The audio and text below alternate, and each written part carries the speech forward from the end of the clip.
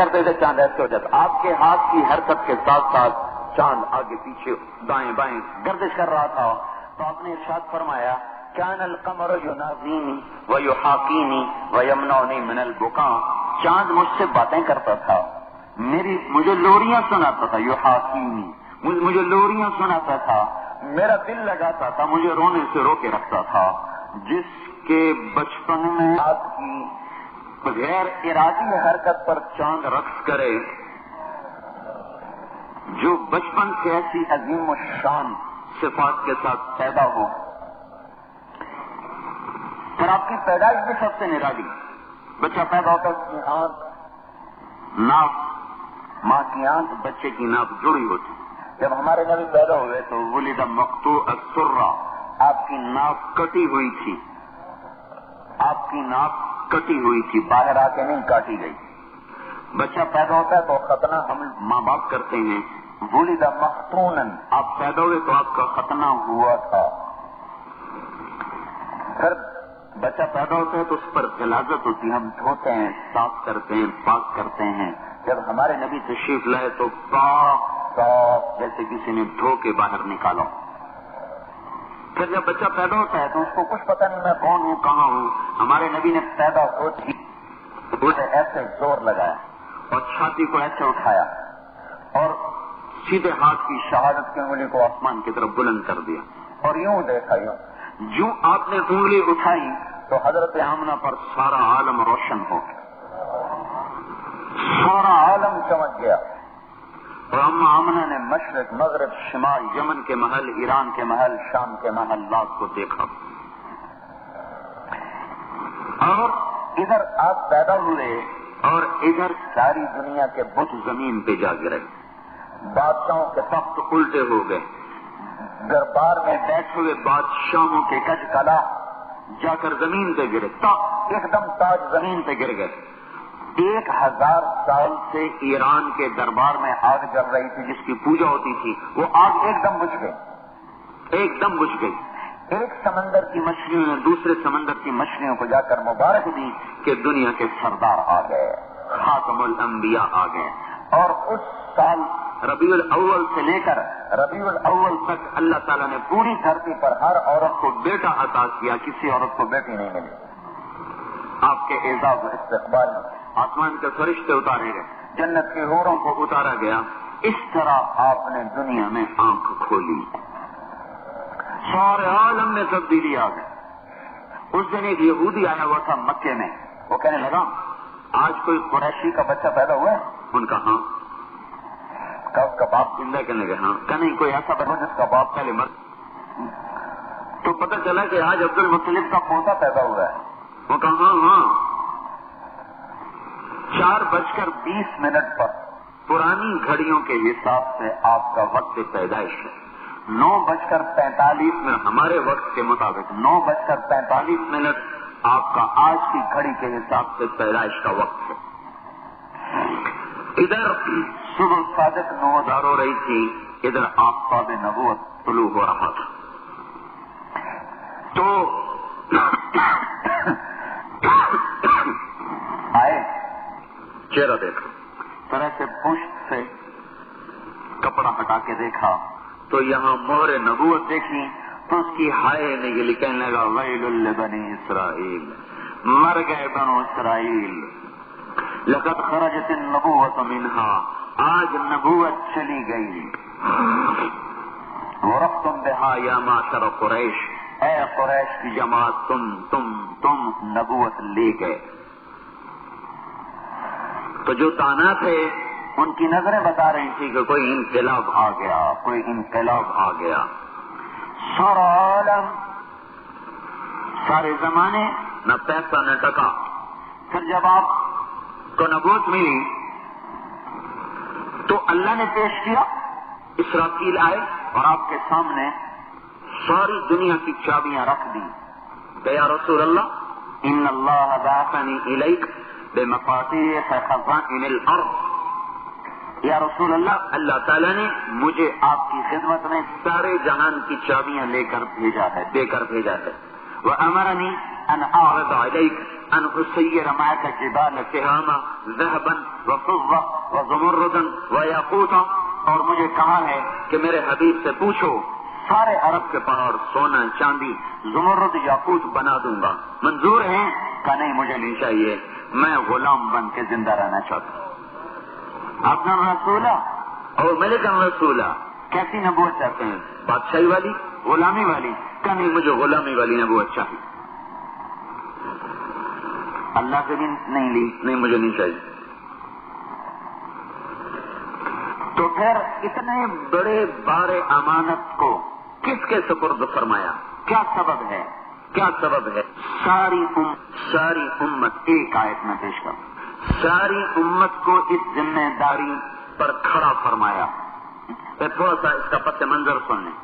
10 برس جب نبوت کے پورے ہوئے اور 3 برس اس میں شیب ابی طالب کے گزرے، جب باہر آئے تو اوپر نیچے حضرت خدیجہ رضی اللہ تعالیٰ عنہ بھی فوت ہو گئی، ابو طالب بھی فوت، تو 2 بڑے آسرے ٹوٹ گئے اور ابو لہب سردار بن گیا۔ ابو لہب نے اعلان کر دیا کہ ہمارا کوئی ذمہ نہیں۔ ذمے کا اٹھنا تھا، پہلے بولی تانے ہوتے تھے، ہاتھ نہیں کوئی اٹھاتا تھا ابو طالب کے احترام میں، لیکن جب ان کا انتقال ہو گیا تو ابو لہب نے ذمہ داری سے ہاتھ کھینچ لیا، تو اس کے بعد آپ کی پٹائیاں شروع ہوئی ہیں، پھر پتھر پڑے، پھر بطحا کی وادی میں گھسیٹے گئے، پھر لہو لوہان ہوئے، اور مکے کے عورتیں ساری گندگی اٹھا کر آپ کے دروازے پر پھینک جاتی، آپ تشریف لاتے، اپنی کمان سے اپنے گھر کے سامنے سے صفائی کرتے، پھر ارشاد فرماتے ما اسرا ما وجدنا فقدک یا ہم، اے چچا تیرے جانے کی کمی کتنی جلدی مجھے محسوس ہونے لگی۔ یہ وہ دن ہے جب آپ اس رہے تھے، باہر سے بھی اندر سے بھی، اور آپ منتظر تھے کہ کوئی دروازہ کھلے۔ تو نبوت کا 11واں سال، نبوت کا 11واں سال حج جو مہینے میں 662 ہجری عیسوی، آپ رات کو پھر رہے ہیں مینا کی وادی میں کہ کوئی ملے جو میری بات سنے۔ بڑے شیطان کے پاس 6 نوجوان بیٹھے ہوئے دیکھے، ابو الحسن بن تیہان، عبداللہ بن رواحہ، عبادہ بن صامت، اسد بن زرارہ، سعد بن الربیع، نعمان بن حارثہ، 6 نوجوان آپس میں گپے مار رہے۔ آپ بیٹھ گئے، بھائی میری سنو گے؟ کہ کیا؟ کہ میں اللہ کا رسول ہوں، میری مانو فلاح پاؤ گے۔ کیا ہے تمہارے پاس؟ تو آپ نے قرآن پڑھا، وَإِذْ قَالَ إِبْرَاهِيمُ رَبِّ اجْعَلْ هَذَا الْبَلَدَ آمِنًا وَاجْنُبْنِي وَبَنِيَّ أَن نَّعْبُدَ الْأَصْنَامَ رَبِّ إِنَّهُنَّ أَضْلَلْنَ كَثِيرًا مِّنَ النَّاسِ فَمَن تَبِعَنِي فَإِنَّهُ مِنِّي وَمَنْ عَصَانِي فَإِنَّكَ غَفُورٌ رَّحِيمٌ رَبَّنَا إِنِّي أَسْكَنتُ مِن ذُرِّيَّتِي بِوَادٍ غَيْرِ ذِي زَرْعٍ عِندَ بَيْتِكَ الْمُحَرَّمِ رَبَّنَا لِيُقِيمُوا الصَّلَاةَ فاجعل أفئدة من الناس تهوي إليهم وارزقهم من الثمرات لعلهم يشكرون۔ اور کسی پنجابی کو غالب کا شعر سنائیں تو کیا داد دے گا؟ تو بھئی آج ہمارے سامنے قرآن پڑھا جائے تو ہمیں کیا خبر کہ کیا ہو گیا، اوروں سے کیا گلہ کریں گے، اتنا پڑھا لکھا طبقہ وکلا کا یہ قرآن کی رموز نہیں سمجھتا، تو اور کس کے سامنے بیٹھ کے روئیں اور آنسو بہائیں؟ تو وہ تو اہل زبان تھے نا، جب کلام سنا تو ان کے دماغ گھوم گئے۔ ایک آیت ایک بدو نے سنی، فَاصْدَعْ بِمَا تُؤْمَرْ وَأَعْرِضْ عَنِ الْمُشْرِكِينَ، تو دھڑم سجدے میں گرا، سجدے میں جا گرا۔ لوگوں نے کہا کسے سجدہ کر رہا ہے؟ کہنے لگا اس کلام کو سجدہ کر رہا ہوں، یہ کلام۔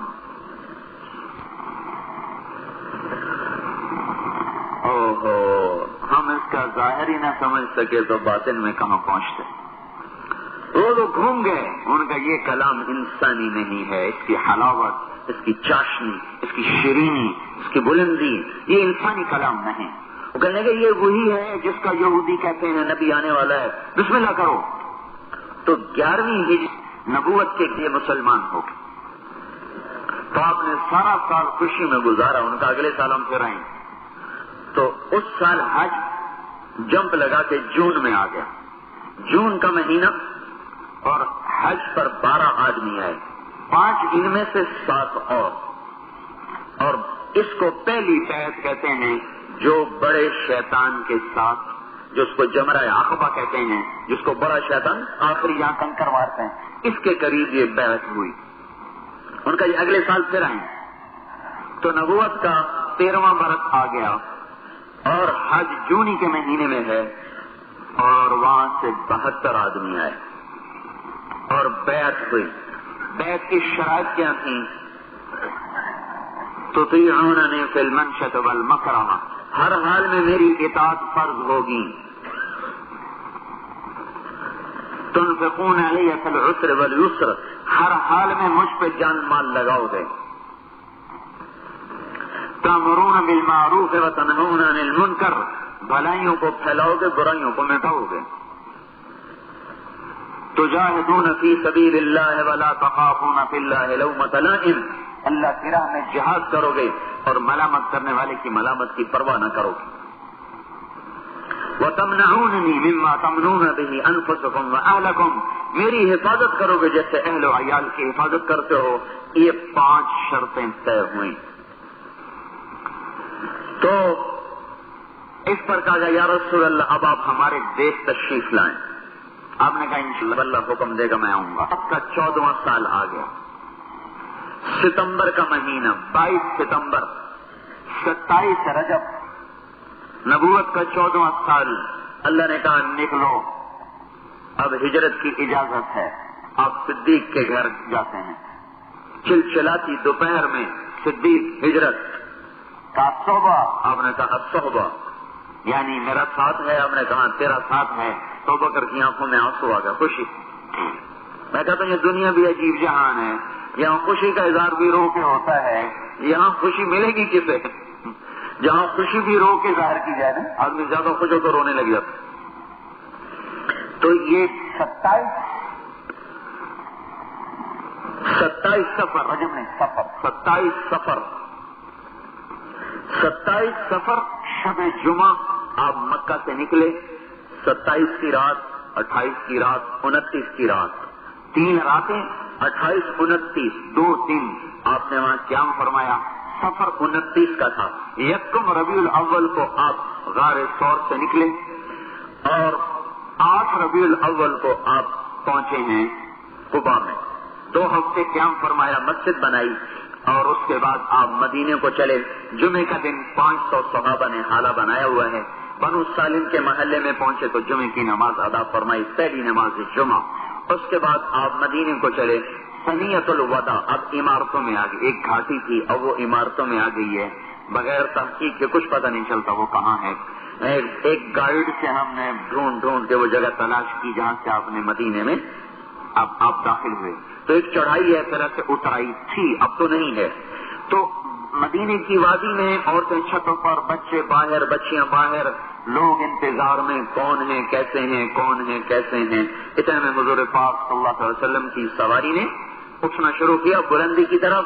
پہلے اس اونٹنی ظاہر ہوئی, اس کے پیچھے یوں آپ کا چہرہ مبارک ظاہر ہوا.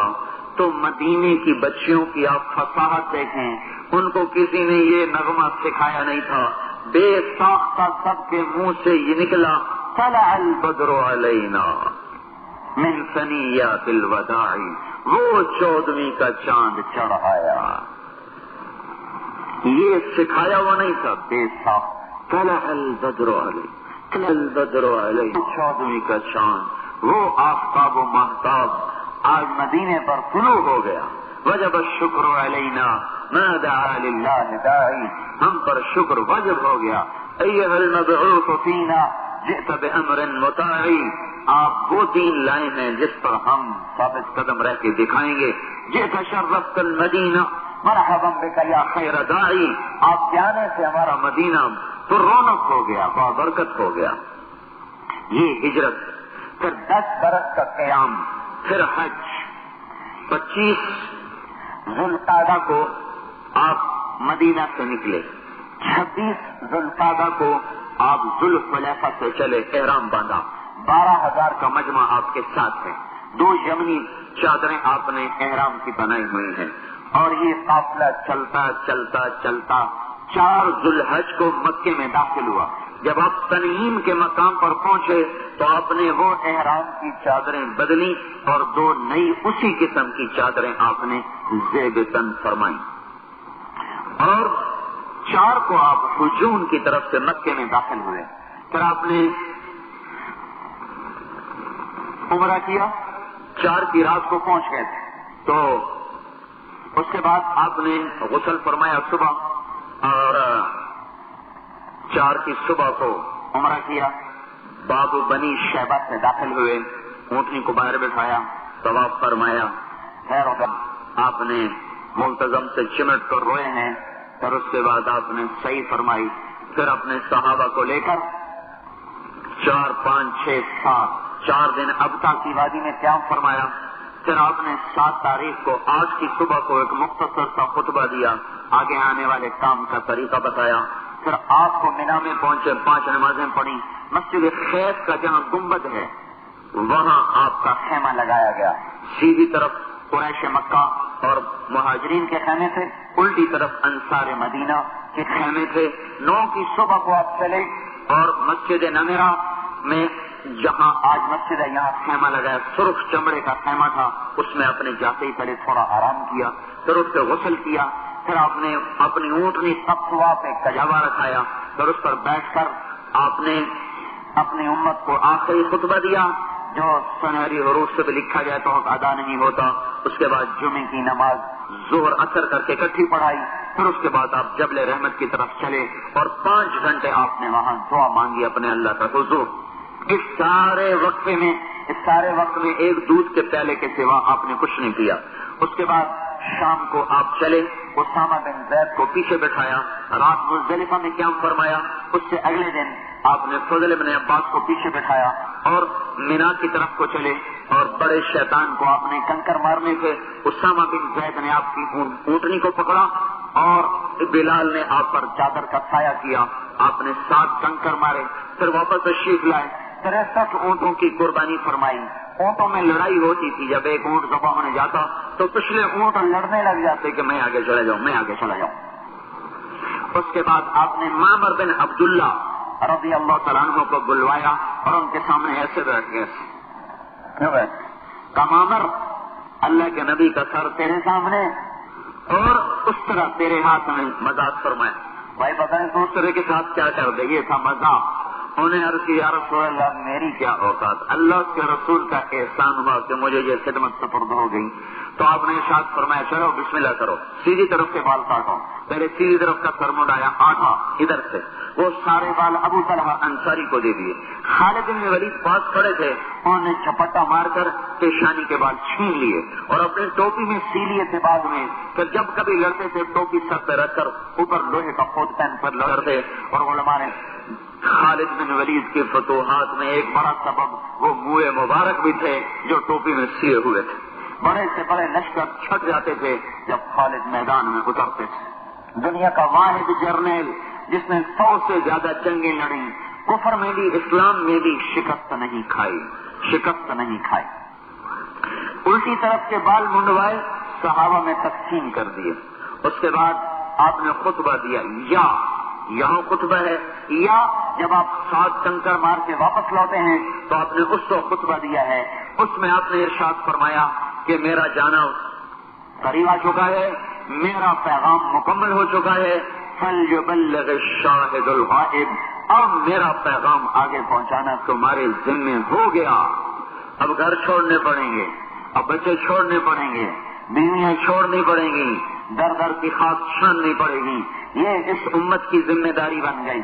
اتنی بڑی محنت کے بعد یہ ہمیں اعزاز ملا، فَلْيُبَلِّغِ الشَّاهِدُ الْغَائِبُ، اور لفظ شاہد اتنا وسیع مفہوم رکھتا ہے کہ اگر یہاں شاہد کی بجائے کوئی اور لفظ استعمال کیا جاتا ہے اس کے مترادف، اس کے ہم معنی، تو امت کا کوئی نہ کوئی طبقہ ایسا تھا جو اس محنت سے نکل جاتا، ذمہ داری سے نکل جاتا۔ میں نے لفظ شاہد کی تحقیق کی لسان العرب میں 2-2.5 صفحے پر لکھا ہوا ہے لفظ شاہد، شاہد، شاہد، شاہد. تب جا کر مجھے پتا چلا کہ ہمارے نبی پاک صلی اللہ علیہ وسلم نے کیسا لعل فرمایا امت کے آنے والے ہر طبقے کو یہ ذمہ داری ادا کر دیں. اب کوئی یہ نہیں کہہ سکتا تبلیغ ہمارے ذمے کوئی نہیں. ہم تو وکیل ہیں, ہم پہلے ہی بڑے لوگوں کی خدمت کر رہے ہیں, ہمارے ذمے کہاں سے تبلیغ آ گئی. ہم تو ڈاکٹر ہیں, ہم تو پہلے ہی لوگوں کا علاج کر رہے ہیں, ہمارے ذمے کہاں سے تبلیغ آ گئی. میرے تو چھوٹے چھوٹے بچے ہیں, انہیں روٹی کھلانا ہے, میرے ذمے تبلیغ کہاں سے آ گئی. میں تو فقیر آدمی ہوں, میرے ذمے کہاں سے آ گئی. یہ سوال لفظ شاہد نے مٹا دیا. اب کرنا پڑے گا اپنے دائرہ. یہ نہیں کہ ہر آدمی کا ایک ہی دائرہ ہے, ہر آدمی کا دائرہ محنت ایک تو نہیں ہو سکتا. ایک عالم کی بات, ایک عامی کی بات, ایک طاقتور کی بات, ایک کمزور کی بات, ایک صحت مند کی محنت, ایک بیمار کی محنت مختلف ہے. لیکن اپنے دائرے کو آدمی ایک جگہ رہ کر بھی بڑھا سکتا ہے. میں 10 میل جا سکتا ہوں, آگے نہیں جا سکتا ہوں, تو 10 میل پر جا کر آگے کسی کو تیار کروں جو 100 میل تک جا سکتا ہو. وہ 100 میل جا سکتا ہے, آگے نہیں جا سکتا. وہ اس کو تیار کرے جو 200 میل جا سکتا ہو. وہ 200 میل والا تیار کرے جو 1000 میل جا سکتا ہو. تو یوں ایک جب آپ پتھر پھینکتے ہیں نا پانی میں, تو پہلے ایک چھوٹا دائرہ بنتا ہے, وہ دھکا دیتا ہے, اس سے ایک بڑا دائرہ بنتا ہے, وہ آگے دھکا دیتا ہے, اس سے ایک بڑا دائرہ بنتا ہے, وہ آگے دھکا دیتا ہے, یہاں تک ایک کمزور سا پتھر سارے تالاب میں ارتعاش پیدا کر دیتا ہے, اور دائرے پھیلتے پھیلتے پھیلتے کناروں تک جا کر پانی کو ہلا دیتے ہیں. ایک فقیر آدمی, ہمارے نبی سے بڑا دنیا میں فقر کس نے دیکھا ہوگا؟ ہمارے نبی سے بڑھ کر دنیا میں بے سر و سامانی کس نے دیکھی ہوگی؟ سارے عالم کی ہدایت کا سامان بنا دیا. اگر آپ چاہتے تو حکومت لے سکتے تھے, مال لے سکتے تھے, پھر کیا ہوتا؟ لوگ کہتے ہیں پیسے والوں کا کام ہے, غریب کہاں کر سکتے ہیں. پیسے والوں کا کام ہے, غریب کہاں کر سکتے.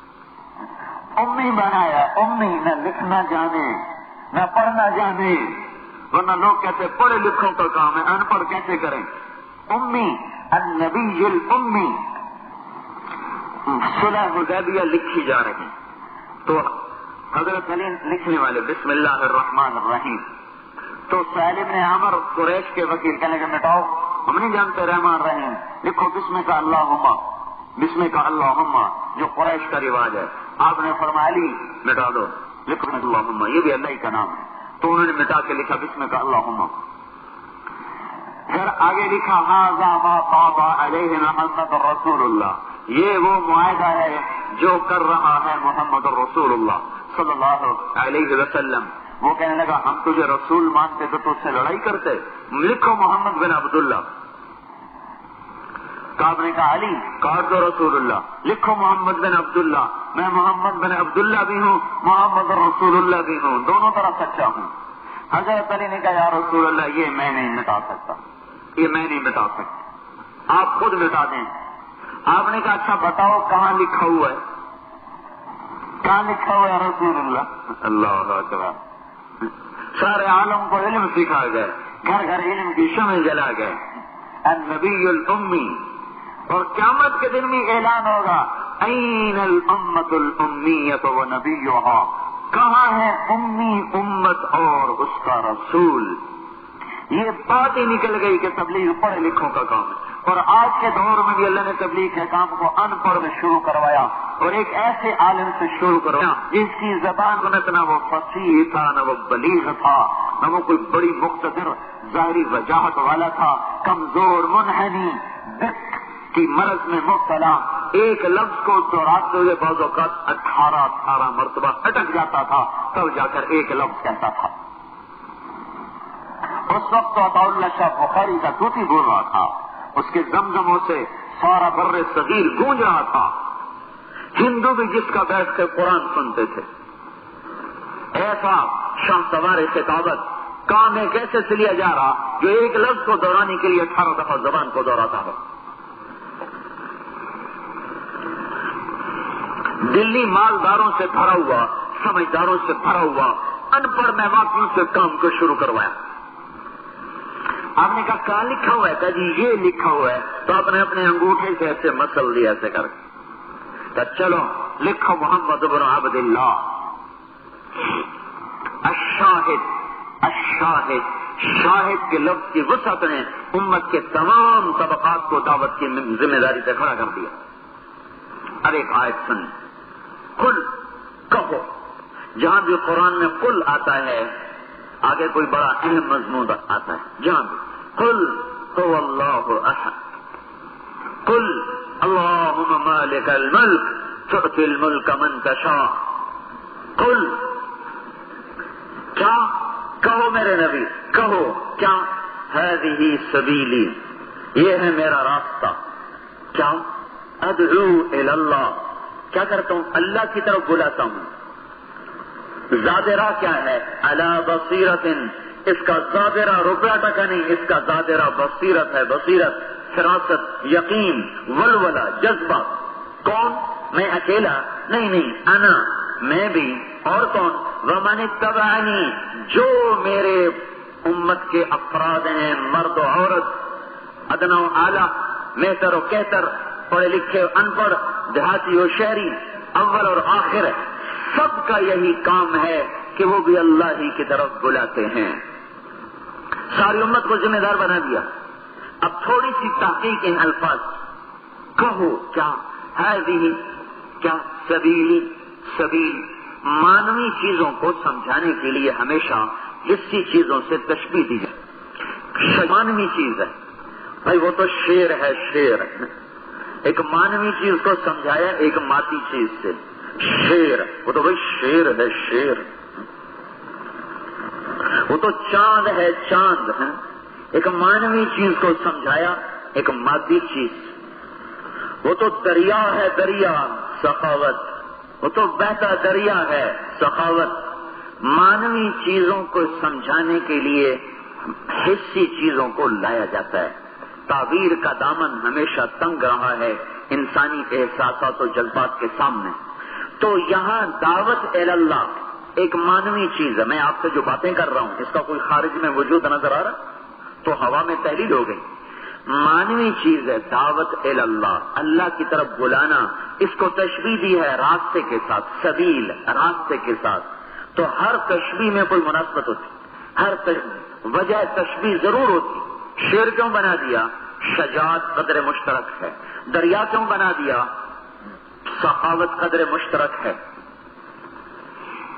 تو سبیل، سبیل، دعوت، اس میں قدر مشترک کیا ہے کہ جیسے راستے پر پڑھ کر آدمی گھر پہنچ جائے۔ ابھی آپ اپنی سواریاں سنبھالیں گے اور کوئی ادھر مڑے گا، کوئی ادھر مڑے گا، کوئی ادھر مڑے گا، کوئی ادھر مڑے گا، کوئی آگے ایسے مڑے گا، کوئی سیدھا جائے گا، کوئی یوں ٹرن لے گا، کوئی یوں ٹرن لے گا۔ یہ جو راستے پر پڑا وہ گھر پہنچ گیا۔ تو جیسے راستے پر پڑھ کر آدمی گھر پہنچتا ہے، دعوت اللہ وہ کام ہے جس پر امت جب پڑے گی تو یہ اپنی منزل تک پہنچے گی کہ دنیا میں اونچے ہوں گے، اسلام زندہ ہوگا، اللہ راضی ہوگا، باطل ٹکڑے ٹکڑے ہوگا، اور آخر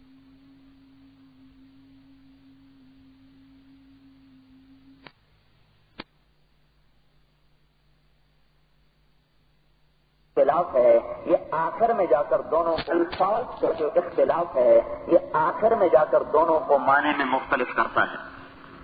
طریق اس راستے کو کہتے ہیں جو پاؤں کے روندنے سے بن جائے، وہ طریق کرے۔ طریق طرقہ ہے، طرقہ، یہ ہے طرقہ، آواز آ رہی، یہ پاؤں سے زمین کو روندنا، اس روندنے سے جو آواز پیدا ہوتی ہے طرق، اس کو کہتے ہیں طرق، اور اس سے جو راستہ بنتا ہے اسے کہتے ہیں طریق۔ جیسے آپ ہمارے دیہاتوں میں دیکھتے ہیں پگڈنڈیاں اور کھیتوں میں سے راستے بنے ہوئے۔ ہم جب اسکول جاتے تھے بچپن میں، اب پرائمری اسکول دوسرے گاؤں میں تھا، تو ہم اور بڑے راستے کے بجائے کھیتوں میں جاتے تو کبھی یوں کبھی یوں، بل کھاتے سانپ کی طرح وہ راستے بنتے تھے، پگڈنڈیاں بنتی تھیں، وہ ہمارے شارٹ کٹ ہوتے تھے۔ اس کو کہتے ہیں آخری معنی میں جا کر، ویسے میں نے کہہ دیا طریق، سبیل مترادف ہم معنی، لیکن آخر میں جا کر جب طرق اور سبل کو ہم دیکھتے ہیں تو معنی جدا ہو جاتے ہیں۔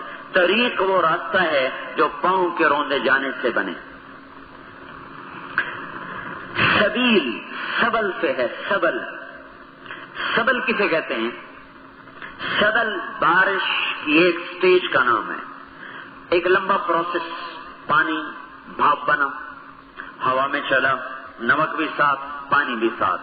ہوا میں گئے, اوپر جا کر نمک اکٹھا ہونا شروع ہوا, اس سے ٹھنڈک پیدا ہوئی, اس ٹھنڈک نے پانی کو کھینچا, ان کے مل جانے سے بادل بنے, پھر بادلوں میں پانی بھرتا چلا گیا, وہ پانی وزنی ہوا, ہوا کندھا دیتی رہی. جب پانی کا وزن بڑھا اور ہوا کا کندھا ٹوٹا تو وہ پانی زمین پہ گرنا شروع ہو گیا. جب پانی ہوا سے وزنی ہو جاتا ہے تو پھر وہ بارش کی شکل میں گرنا شروع ہوتا ہے. اب جب وہ بخار بن کے چلا تھا تو بہت صاف تھا, کچھ نمک اب بھی ساتھ. جب وہ اوپر گیا ٹھنڈا ہوا اور پھر وہ پانی میں تبدیل ہوا.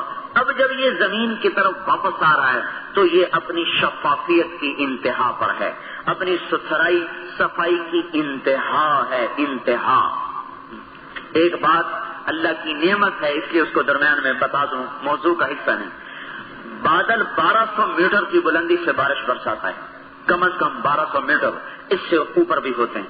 1200 میٹر کی بلندی سے بارش کے قطرے کے حجم اور وزن کے برابر اگر کسی چیز کو ہاتھ سے چھوڑا جائے تو اس کے فیصل آباد کی طرف آنے کی رفتار ہوگی 558 کلومیٹر فی گھنٹہ. یہ بارش کا قطرہ اگر 558 کلومیٹر فی گھنٹہ کی رفتار سے گرے تو دنیا کی کوئی چیز سلامت نہیں رہ سکتی. وکیل صاحب تو پہلے حلے میں جائیں گے, عدالتیں بھی گئیں, وکیل بھی گئے, سیٹھ بھی گئے, شیخ بھی گئے, سردار بھی گئے, نواب بھی گئے, اور گنجوں کی تو پہلی خیر نہیں. لیکن اللہ کیا کرم کرتا ہے کہ اس بارش کے قطرے کو شکل ایسی دیتا ہے, پھر ہوا کو کثافت ایسی دیتا ہے کہ ان دونوں میں ٹکراؤ ہوتا ہے تو ہوا اور اس کی اپنی ذاتی شکل اس کی رفتار کو توڑتے بریک نہ کریں, بریک لگتے جب یہ پانی فیصل آباد کی زمین کو چومتا ہے تو اس کی رفتار صرف 10 سے 12 کلومیٹر فی گھنٹہ رہ جاتی ہے, باقی ساری رفتار کو اللہ توڑ دیتا ہے. سبل بارش جب بادلوں سے جدا ہوئی تو نمک پیچھے چھوڑ گئی, اب موتی آ رہا ہے. موتی بادل اور زمین کے درمیان جب پانی ہوتا ہے قطروں کی شکل میں, ان کو کہتے ہیں سبل. اس سے بنا ہے سبیل, طرق سے بنا ہے طریق, روندا ہوا راستہ. سبل سے بنا ہے سبیل, چمکتا راستہ, روشن راستہ, موتیوں کی طرح حسین و جمیل راستہ, پرویا ہوا راستہ, ہار کی طرح, موتیوں کی طرح خوبصورت, شفاف, صاف, ایسا ویسا صاف. وہ چند قطرے جو فضا میں اٹک جاتے ہیں جب سورج کی شعائیں ان پر پڑتی ہیں تو 7 قسم کے ہار کائنات کو پہنا دیتی ہیں. 7 رنگا ہار پہن کر کائنات قوس قزح کی شکل میں ہماری زبان میں پینک بنا کر دنیا کو دل فریب نظارہ دیتی ہے. دیکھو میرے حسن و جمال کو دیکھو. سبیل وہ راستہ ہے جو رنگ دل فریبیوں سے بھرا ہو, جو پاک ہو, پاکیزہ ہو. سبیل وہ راستہ ہے جو اوپر سے اتارا جائے, طریق وہ راستہ ہے جو پاؤں سے بنایا جائے. سبیل وہ راستہ ہے جو آسمان سے اتارا جائے. آسمان سے اتارنے والا تو اللہ ہی ہے, جس کا ڈیزائنر اللہ, جس کا انجینئر محمد الرسول اللہ, جس کے مستری مزدور صحابہ, تابعین, محدثین, مفسرین, اولیاء کرام, صالحین, شہداء, صدیقین. سبیل وہ راستہ ہے جو آسمانوں سے اتارا گیا, صاف شفاف, جس کو ڈیزائن کیا گیا. اب فیصلہ باد والے جب پنڈی جاتے ہیں تو شیخو پورے تو نہیں جاتے, سرگوزے تو نہیں جاتے. اب موٹر وے پہ کیوں چڑھتے ہیں؟ اب کیوں نہیں شیخو پورے جاتے؟ اب وہ پنڈی بھٹیاں سے موٹر وے پہ کیوں چڑھتا ہے؟ جاؤ شیخو پورے ساری. نہیں, اب سیدھا راہ بن چکا ہے, اب موٹر وے بن چکا ہے. سبیل کا آج کا ترجمہ ہے موٹر وے. صاف آنکھیں بند کر کے بھی چلو تو کچھ دور تو چلتے ہی جاؤ گے, کوئی ٹکر نہیں, سامنے سے آنے والی شے کوئی نہیں, دائیں بائیں سے گزرنے والی اتنی چوڑی سڑک ہے کہ دائیں بائیں بڑی آسانی سے سینکڑوں گاڑیاں گزر سکتی ہیں. ہذہ سبیلی, تبلیغ کو سبیل سے تشبیہ دی جا رہی. دعوت اللہ کیا ہے؟ سبیل ہے. سبیل چمکتا راستہ, روشن راستہ, موتیوں کی طرح دمکتا راستہ, خوبصورت راستہ جس میں کوئی موڑ نہیں, صاف سیدھی راہ ہے. اب میری بات کی تائید ہو رہی ہے, ایک حدیث ساتھ جوڑ دیں کیونکہ یہ لغوی تحقیق ہے. یہ تفسیری تحقیق نہیں میں نے آپ کے سامنے پیش کی، یہ لغوی بات آپ کے سامنے پیش کی ہے. الفاظ کی دلالت اتنی وسیع و عریض ہے، امام غزالی جیسوں سے کائنات بھر جائے پھر بھی قرآن سے ایک قطرہ کم نہیں ہو سکتا. تو میں اپنی بات کی تائید کے لیے حدیث پیش کر رہا ہوں. ترکتکم علی محجۃ بیضاء لیلھا کنہارھا لا یزیغ عنہا الا ہالک. میں تمہیں ایک ایسے راستے پر چھوڑ کے جا رہا ہوں، تمہیں ایسی راہ بنا کے دے کے جا رہا ہوں، تمہیں ایسی روشن راہ پر چھوڑ کے جا رہا ہوں. اس راستے میں رات نہیں آتی، دائیں بائیں ہو جاتی ہے، کنی کترا جاتی ہے، دن ہی دن ہے، دن ہی دن ہے، چڑھتا دن ہے. چلتے جاؤ، جیسے سورج کے ساتھ ساتھ سفر کرو تو 8 گھنٹے گزر جاتے ہیں، ایک نماز کا وقت داخل نہیں ہوتا. سورج کے ساتھ ساتھ چلو. ہم چلے کہاں سے؟ آسٹریلیا سے آ رہے سنگاپور، چل چل چل چل 8 گھنٹے گزر گئے، نماز کا وقت ہی نہیں داخل ہو رہا کیونکہ سورج کے ساتھ ساتھ چل رہے، ساتھ ساتھ چل رہے. تو ہمارا نبی ہمیں ایسے راستے پر چھوڑ کے جا رہا ہے، آپ نے فرمایا جس میں رات آتی ہی کوئی نہیں، دن ہی دن. اب سبیل اور یہ حدیث جب جمع کیا گیا تو دعوت اللہ اور تبلیغ ایک ایسی روشن، خوبصورت، حسین و جمیل، دل فریب راہ بن کر سامنے آئی کہ جس کو چھوڑیں گے تو سوائے ہلاکت کے کچھ نہیں، اور جس پر چلیں گے تو منزل یقینی ہے، اللہ اس کے رسول کا وعدہ ہے. تو میرے بھائیوں، سبیل قصہ نہیں ہے، نظام الدرجہ نہیں ہے، بلال نس نہیں ہے، یہ تو قرآن کی ہدایت ہے. وکیل یہ نہ سمجھیں کہ بس ہم فائلیں دیکھیں گے اور ہمارے ذمہ کچھ نہیں، یہ تو اللہ ذمہ لگا رہا. ومن اتبعنی، ایک علامہ ابن القیم رحمۃ اللہ علیہ کی ایک تفسیر ہے، اس کا نام ہے بدائع التفسیر. انہوں نے کوئی تفسیر لکھی نہیں، چند آیات کی ویسے اپنی کتابوں میں انہوں نے شروع اس لوگوں نے جمع کر دیا، وہ 5 جلد ہوئے. تو وہ اس آیت کی تفسیر میں ارشاد فرماتے ہیں جو دعوت اللہ کا کام نہیں کر رہا وہ اللہ کے نبی کے متبعین میں سے نہیں بن سکتا، کیونکہ انا ومن اتبعنی، انا ومن اتبعنی یہ 2 لفظ ساری امت کو تبلیغ پر کھڑا کرتے ہیں اور دعوت اللہ کی ذمہ داری پر کھڑا کرتے ہیں. تو بھائیو، یہ تبلیغی جماعت کا تو قصہ ویسے ہی نکل گیا. یہ تو ہمارے محسن ہیں کہ ہمیں بتا رہے ہیں کہ یہ تمہارا کام ہے. تو بات تو اوپر. اب اس کے ساتھ حاضری کو بھی جو ہے ابھی سبیل کی بات، اس کو جوڑیں حاضری. اب 2 لفظ ہوں گے، حاضری سبیلی، میرا راستہ، یہ ہے میرا راستہ.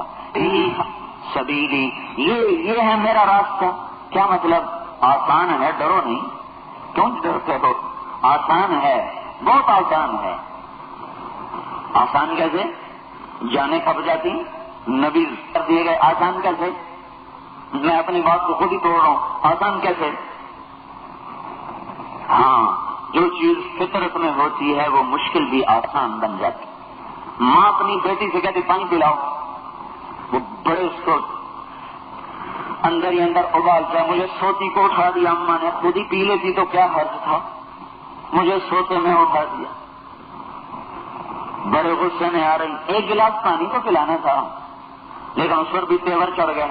اور اگر بھائی کہہ دے تو اس کی تو شامت ہے، اٹھ کے خود پی لے، میں کوئی تو نہیں ہو کروں، اٹھ کے خود پی لے. آپ دیکھتے نہیں گھروں میں چھوٹی چیزیں بتائیے روزانہ کہ ہمارے گھر کا قصہ ہے، خود کیا نہیں کرتا، خود کیا نہیں کرتا.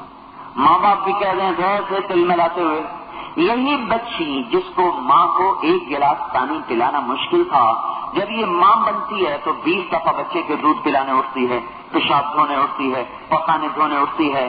اگر اسے یوں کہا جائے بیٹی تو 1 گلاس پانی نہیں پلا سکتی تھی، کتنی بڑی تکلیف میں ہے، بچہ ہمیں دے دے، ہم اس کو رات کو سلایا کریں گے، پالا کریں گے، تو آرام کی نیند سو.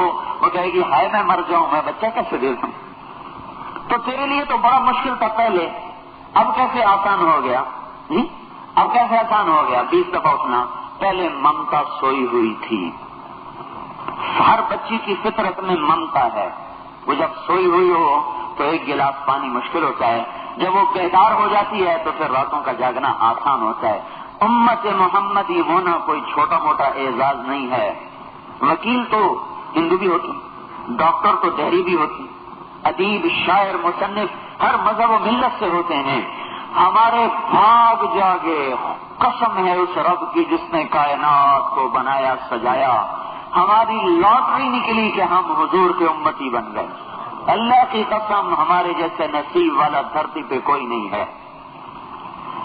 ہمارے بھاگ جاگ اٹھو. اور ہم تو سب ہندوؤں سے مسلمان ہوئے نا, ہماری اکثریت تو ہندوؤں سے مسلمان ہوئی.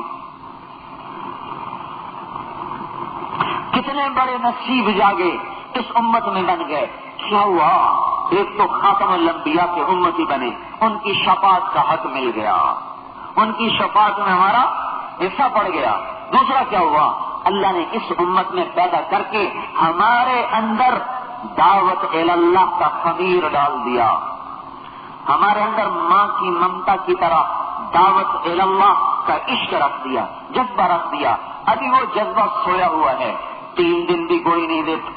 فیصلہ آباد جیسے پر رونق شہر سے جمعے کو 5 جماعتیں جا رہی ہیں. 5 جماعت, 6 جماعت, 10 جماعت, 30 لاکھ کی آبادی سے. اور جب یہ دعوت اللہ کا روح بیدار ہوگی, یہ خمیر میں جاگ لگے گی اور یہ زندہ ہوگا, تو پھر لوگوں کو روکنا پڑے گا اور وہ بازو چھڑا چھڑا کے بھاگیں گے. اس امت کے خمیر میں دعوت اللہ ہے. ان کے لیے گھر چھوڑنا, درد سے بے در ہونا, بھاگ بھاگ کے پانی پینا, گرم و سرد ہواؤں کو سہنا, مشقتوں کو جھیلنا, چوٹیوں کو روندنا اور صحراؤں کے سینے کو اپنے قدموں سے کہ انمٹ نشانوں سے سجانا, یہ اس امت کی ریت ہے. اسی میں چلے, اسی میں مرے. لاکھوں کی تعداد کی میں دنیا میں پھیلی ہوئی قبریں بتاتی ہیں کہ یہ امت کیسے گھر سے نکلی اور کہاں جا کے ان کی قبر بنی.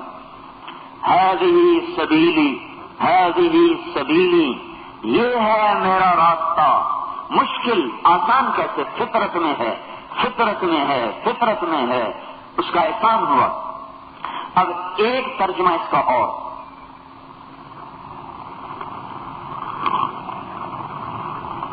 دونوں کو کٹھا. میں نے پہلے سبیل بتایا, پھر ہاذی بتایا, اب دونوں کو جمع کر کے بتانے لگا ہوں. ہاذی سبیلی, قل کہو ہاذی سبیلی. میرے لہجے میں آپ دیکھیں گے ایک بھاری پن ہے, اٹھانا. ہاذی سبیلی, یہ ہے میرا راستہ, یہ ہے میرا. اللہ تعالیٰ یہ نہیں دلوا رہا, کہہ رہا میرے نبی فخر سے کہو, قدم تان کے کہو, سر اٹھا کے بولو, کیا یہ ہے میرا راستہ. آپ جی تاندلہ والا میں وکالت کرتے ہیں, نہیں ہائی کورٹ کا وکیل ہوں.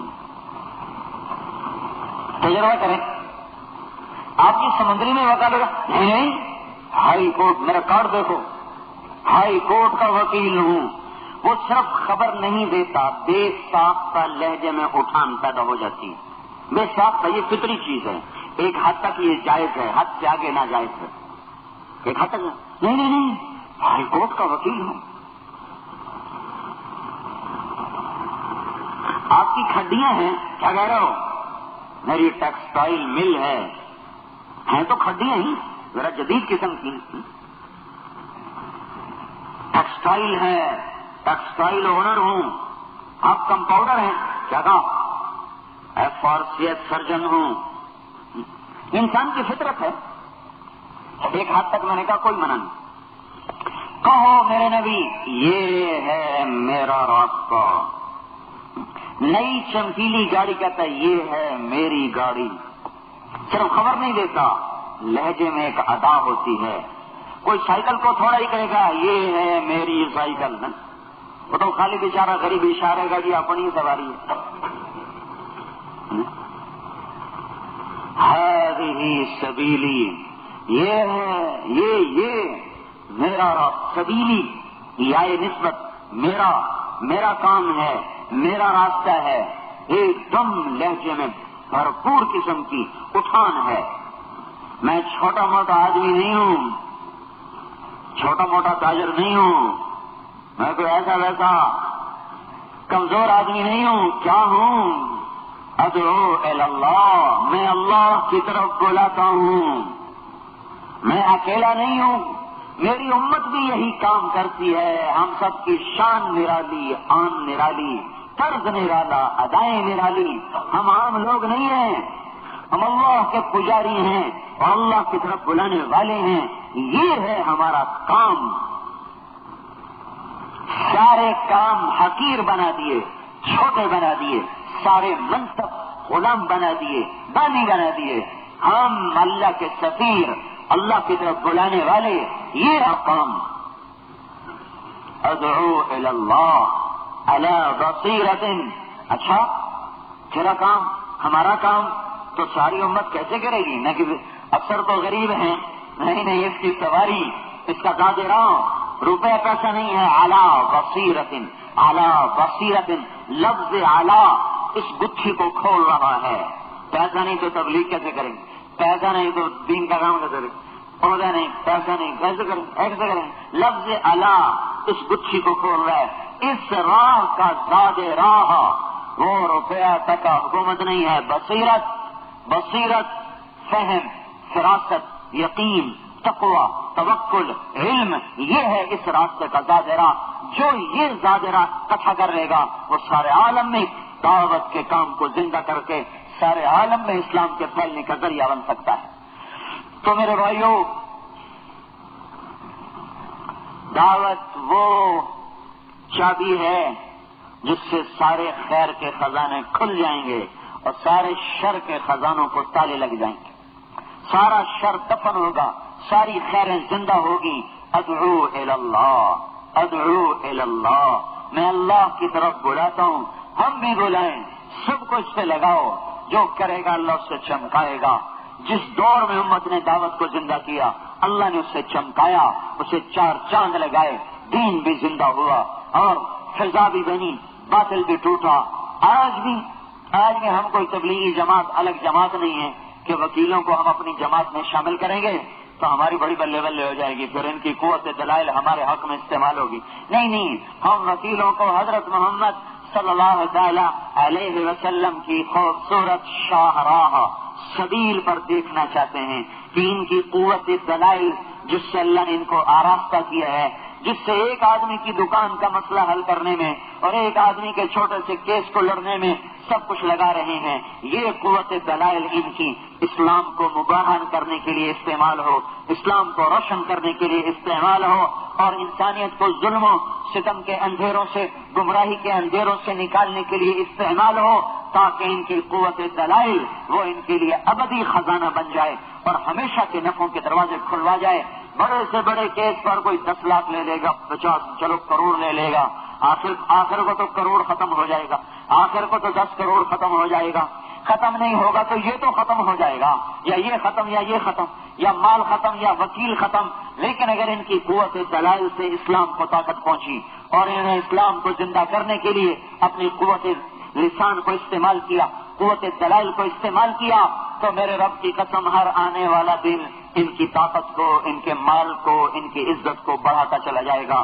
مرنے کے بعد بھی یہ دلائل روشن رہیں گے, زندہ رہیں گے اور قبروں میں ایسے اجر و ثواب کے دہانے کھلیں گے کہ بادل نہیں مٹ سکتا, اور آگے آگے آگے آگے آگے آگے اوپر کے اوپر درجے طے ہوتے چلے جائیں گے. تو بھائی, امت کا ہر طبقہ ہمارا مطلوب ہے, ہمارا مطلوب ہے. وکیل صرف نہیں, ریڑھی والے بھی اتنے ہی مطلوب ہیں جتنے وکیل مطلوب ہیں. اور بھائیو, بوٹ پالش کرنے والے بھی اتنے ہی مطلوب ہیں جتنے ملوں کے مالک مطلوب ہیں. پتہ نہیں کہاں گودڑی میں لال چھپا ہوا ہو اور چمک کر عالم کو روشن کر دے, کیا خبر. آپ نے کہا میری امت کی مثال بارش کی طرح ہے, کبھی اس کے اول میں خیر ہوتی, کبھی آخر میں خیر ہوتی. تو یہ بات کہہ کر آپ نے پوری امت کے آخری حصے کو بھی اپنی خیر میں شامل فرما دیا. پھر آپ نے فرمایا میں چاہتا ہوں اپنے بھائیوں کو دیکھوں. آپ صحابہ نے کہا ہم بھی تو آپ کے بھائی ہیں. کہ نہیں, تو میرے ساتھی ہو, میرے بھائی وہ ہیں جو بن دیکھے مجھ پر ایمان لائیں گے. پھر ایک صحابی نے کہا کہ یا رسول اللہ, مبارک ہو جس نے آپ کو دیکھا, آپ پہ ایمان لایا. آپ نے فرمایا 7 دفعہ مبارک ہو جس نے مجھے نہیں دیکھا اور مجھ پہ ایمان لایا. تو ہمیں بھی اپنی خیر میں شامل کر لیا. تو میرے بھائیو, یہ امت ایک کام کے لیے دنیا میں آئی ہے. یہ صرف روٹی کمانے کا چکر نہیں, ملک چلانے کا چکر نہیں, انسانیت کی راہبری, انسانیت کی راہبری. راہبری سو جائے تو قافلے تو لٹائی کرتے ہیں. ہاں تو ادھر ادھر کی نہ بات کر، یہ بتا کہ قافلہ کیوں لوٹا، مجھے رہزنوں سے گلا نہیں، تیری راہبری کا سوال ہے۔ مسئلہ تو ہمارا ہے کہ ہم کیوں سو گئے، آج امت گمراہی کی بستیوں میں جا گری، ہم کیوں سو گئے؟ میرے کارواں کے لیے سونا کب لکھا ہے؟ جب تک منزل نہ آئے میرے کارواں کب سو سکتا ہے؟ یہ امت میرے کارواں ہے، جب تک منزل نہ آئے، کشتی کنارے نہ لگے، ہمارے لیے چین کہاں، آرام کہاں؟ کہ میرے بھائیو، وکیل ہو یا مزدور ہو، بادشاہ ہو یا وزیر ہو، دیہاتی ہو یا شہری ہو، ہذہ سبیلی، ساری امت پیغام دے رہا ہے، یہ ہے ہمارا راستہ، آؤ اس پر، چلو اس پر، نکلو اس پر، منزل ملے گی، حق زندہ ہوگا، باطل مغلوب ہوگا، حق بلند ہوگا، باطل پست ہوگا، اسلام زندہ ہوگا، ایمان کی ہوا چلے گی، ایمان کی فضائیں بنے گی، سارا عالم اسلام کے دامن میں آئے گا، آغوش میں آئے گا، آنے والی نسلوں کا اسلام ہم اپنے کھاتے میں لکھوا جائیں۔ صبح صادق قریب ہے، ظلم کا بڑھنا ہی اس کے مٹ جانے کی علامت ہوتی ہے۔ صبح صادق قریب ہے، یہ بسات اتنی دیر نہیں چل سکتی، اللہ بے حیا معاشرے کو زیادہ مہلت نہیں دے گا، نہیں دے گا، نہیں دے گا۔